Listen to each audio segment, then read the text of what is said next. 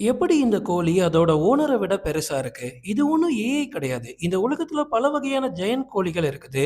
இதோட பேர் இந்தியன் ஜெயின். பிரேசில்ல வளர்க்கப்படுற ஒரு கோழி இனம். அதிகப்படியா 3 அடி உயரம் வரைக்கும் இது வளருது. சில நேரங்கள்ல இதோட ஓனர்ஸே இத பார்த்து பயப்படுறாங்க. அடுத்ததா இந்த டாங் டாவோ சிக்கன பாருங்க. வியட்நாம சேர்ந்த கோழி இனம் தான் இது.